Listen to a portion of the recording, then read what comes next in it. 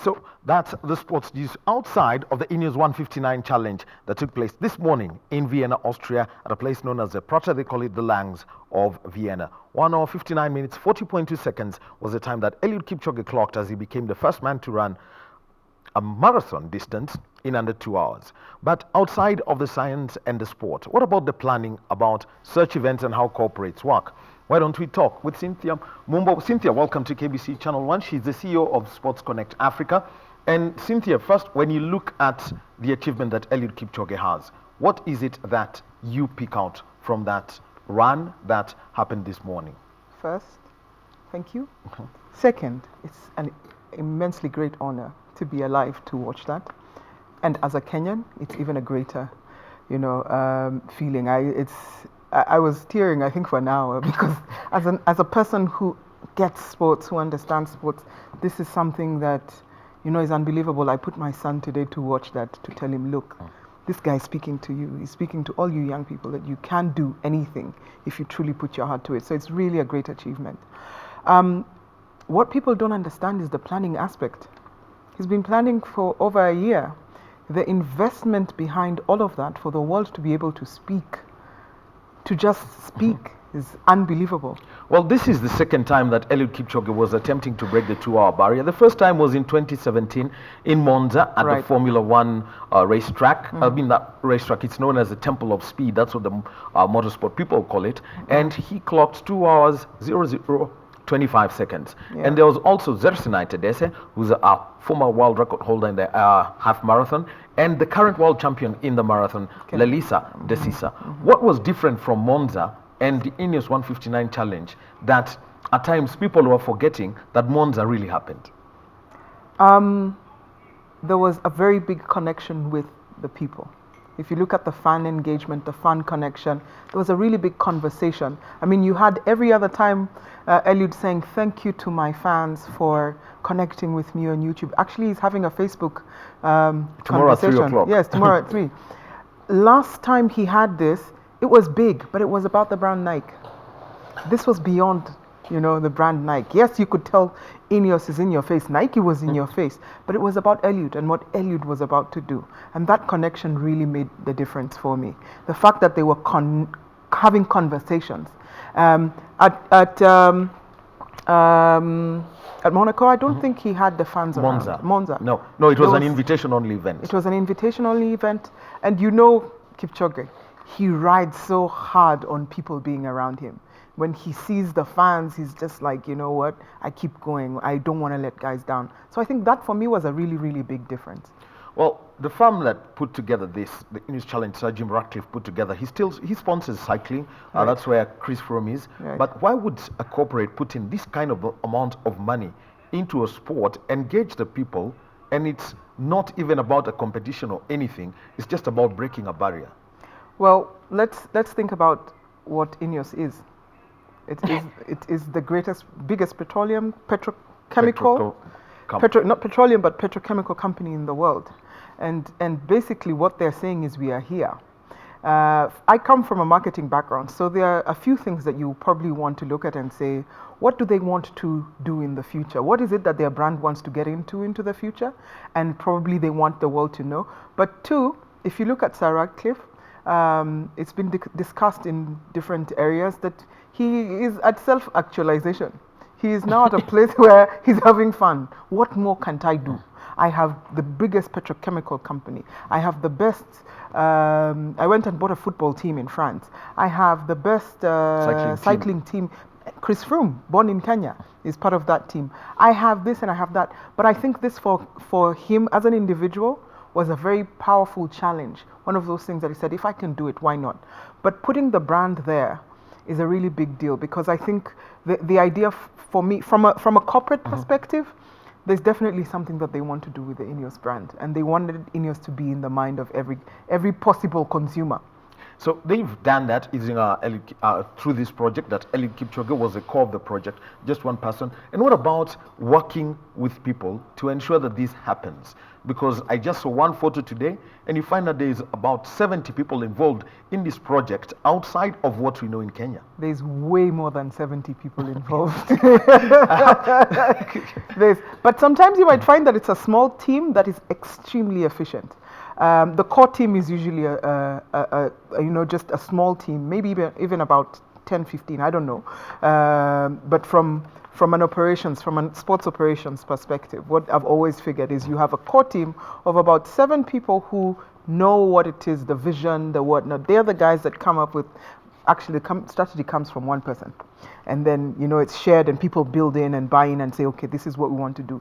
But the execution bit, so you have different agencies that have, been put in to run something. You have Nike was very involved in this particular case. If you look at his shoes, if you look at the his kit, his timing, blah, blah, blah.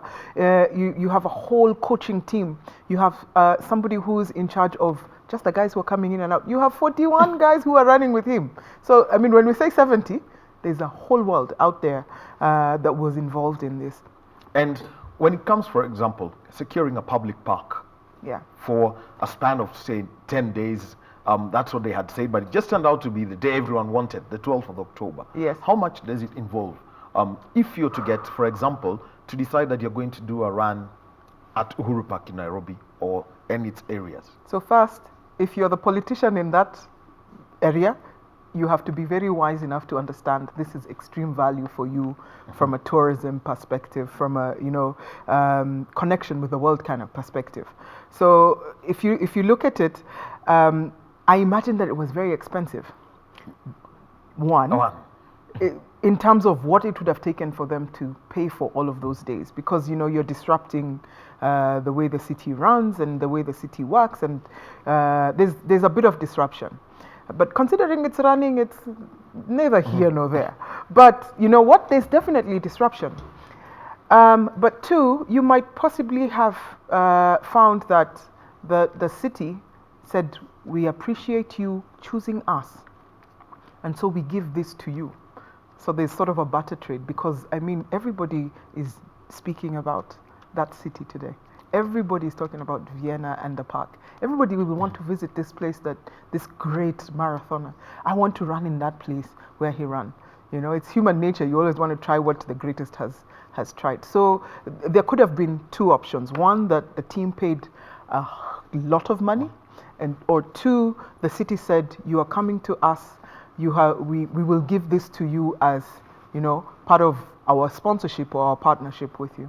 Well, one of the biggest conversations that people have had on social media and elsewhere is how late most of the corporates have come into Kenya. It was until after he left on Monday night that the corporates showed up and the conferences were there, the messages went out, everything, prices of stuff started being pegged at 159 shillings. It upsets me beyond. Okay, first of all, at what point do the corporates come in, knowing that this project was announced 2 weeks after the London Marathon? That we're talking about sometime in early May. Well, the thing about corporates is, and I feel sad when I say this, because corporates think about corporates. Corporates don't think about the greater picture. That's why the INEOS is different. That's why Nike is different. That's why Emirates is different with what they do, because they integrate into the sport and they have a long-term discussion. So corporates have been doing what they always do with their other things, and then this is a thing that's happening now, so they just jump on. It's not an investment. I'm almost 100% sure, apart from probably Safaricom and Isuzu, who I know are who have been working with Eliud, none of the others. I could be wrong, but I certainly believe that this is a lot of ambush marketing. Everybody is just taking advantage of this situation, which is sad, because Eliud's intellectual property is being used and he is not being compensated for it, and that's not the right way to do it. Well, if you're doing that, just be prepared to face a lot of stick I hope from so. Global Sports Communication. Eliud event won't show up. No, it's not Eliud. That team that you were saying is behind the scenes that does stuff. There's a lot of them sitting somewhere just ticking who did what and who did, but then they'll be getting lawyers knocking on their doors pretty soon. And when you talk about this, Kenya, can Yeah. we pull off such an event? We have the Standard Chartered Marathon. Yes. We will be having 30,000 people running in the next couple of weeks, actually. Yes, but it requires so much more for it to get to that level. And I think we can. What is required specifically? Heavy investment. You can't run away from the investment bit and time. So the Olympics, the World Cup, it takes 8 years to plan for 30 days. This is Yes. one day. It took a whole year. It took a whole 2 years, is it? 1 year. 1 year. It took a whole year. Silently, 6 months were known. Yes. The others were made public. It could have even been 2 years or 3 years of planning. You never know, right? But it takes time. And for me, before you even sit and think about what else do we want to do, you need to understand the time frame. And you need to understand what outcome are we looking at. So if we want an outcome where the whole world is speaking about us, what does it take for the whole world to look at us? Benchmark against an event like this and say, okay, they did this, they did that. This is the kind of investment that went in. You can't, run away from digital media. Eliud kept saying it. Thank you for those who watched me on YouTube. Thank you for those who watched me on Facebook. Connect with me on Twitter. Blah, blah, blah. That was very, from a layman, they would assume that this is just a conversation Eliud is having. I can tell you that was very premeditated. Somebody said, when they ask you, remember to talk to guys and tell them to reach out to you on this medium, because that's where everybody is. So there's that conversation. There's planning on all facets: marketing, business development, financing. All of that comes together to create something like this. And when you get to engage people, in this country, we always seem to be in a hurry. I don't know to get where, but at times, if you want to do something meticulous, you need military precision. Do we have the patience to continue, to plan an event, even if it's a one-day event? Plan it, for example, like the way the military or the police plan their passing out parades. I'm afraid to say we're not ready. Oh, tell the Kenyans. We can be ready, but first it starts in our mind. It starts in our minds. I mean, even in this situation today, we are all flocking out of the country to go to Europe to support our Kenyan. What does our infrastructure look like? If we were to pan a whole whatever around Kenya, I mean, we have several events happening. Different marathons, whether it's in the Masai Mara or wherever. We have these things happening. But then the quality of delivery, is it the same? And I'm not saying we're not doing well. Please, okay. I don't want to hit at guys, because we do have good events. But to hit it at that particular level, it will require so much more. It will require so much more. So what kind of people are required? For example, you've mentioned about there's marketing, there are these people who do the communications. Right. And the one that people always ask is, where is the fun when you get to involve the fun? At times, the fun is called the forgotten element in sport. And possibly that's the reason why sport isn't working locally, because the investment is, well, first, we don't necessarily have major investment, but the investment has to, whose need is it? It's entertainment. Who are we entertaining? It's the people in the stands. It's the people in the stands. We say bombs on the seats, yes. Literally. Forgive my English, but that's what we call it in the sports world.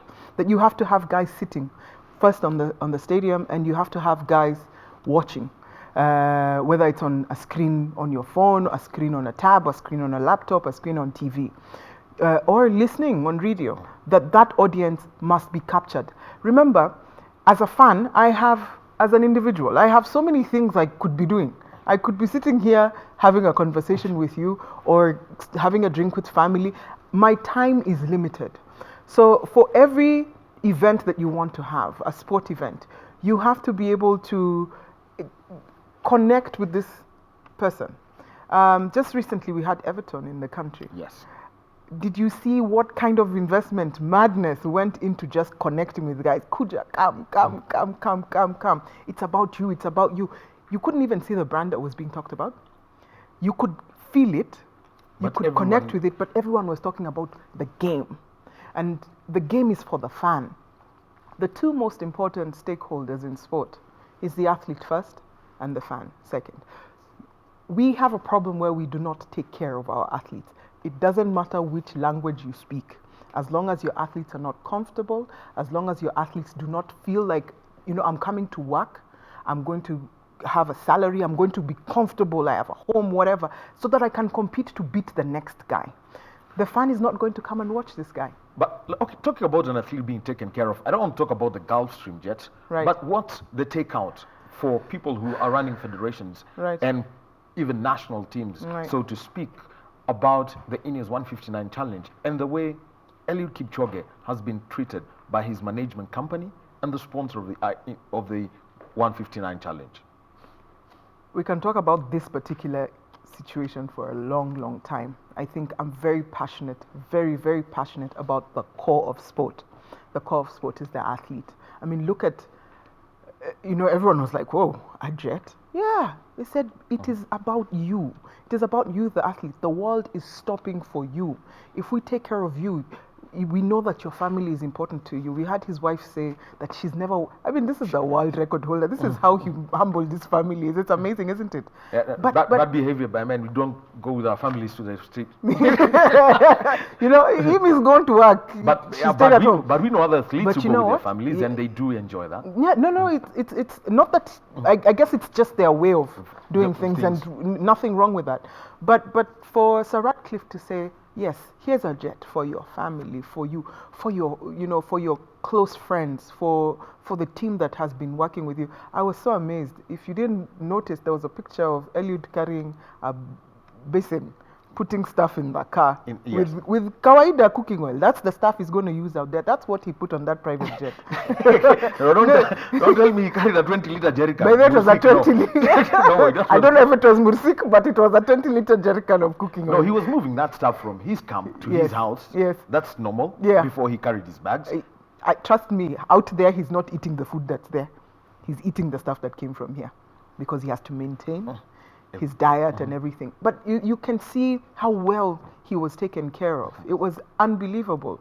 He was the center. He is the center.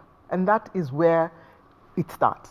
That is where it starts with sports. So final word, next event that's going to we may have in the country, so many coming up, the Under-20 Championships. Right. We've got the Women's European Tour event. The women, rugby women are doing something now. And also, yes, the Kenya Lioness, they're into the Cup quarterfinals of the Tokyo 2020 qualifiers. What needs to be done? And I'm not talking about 100 million shilling deals. Right. How much needs to be done for the athlete? For the athlete, it's a catch-22 conversation. Unless there's investment, and it's not short-term, because even if we put 200 million today into athletes, you'll not have immediate returns. There has to be consistency. That's another thing that we forget, that, whatever is coming up, take care of the athletes. I mean, they shouldn't be asking for kit. They shouldn't be asking for basic stuff, fare to go home and stuff. Make sure these kids are comfortable. I call them kids because I feel like I'm a little older now, although I was one of the athletes not too long ago. But take care of them. Let them not ask where our allowances. Why should they ask about allowances? Allowances should have hit wherever. I mean, if possible, find a bus for them that picks them from home, not even from a central point. Make them feel like they truly carry this flag.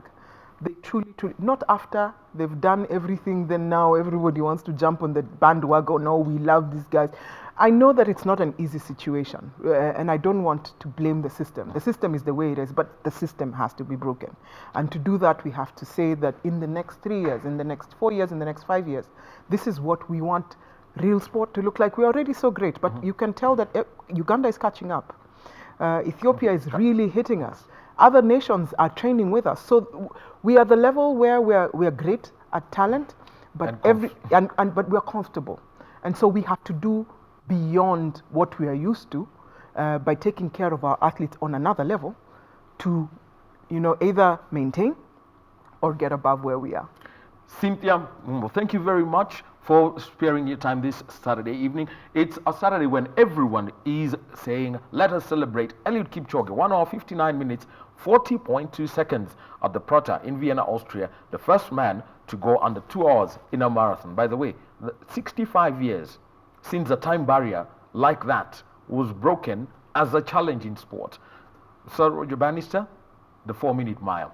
Later, Eliud Kipchoge, 65 years. And so we'll keep celebrating. And as we leave, we'll leave you with pictorials of Eliud Kipchoge in Vienna, Austria, as he made history. I am Daniel Wahome on behalf of my co-anchor Purity Musel and our sign language interpreter Simon Karoda. I want to tell you, have a good night and enjoy.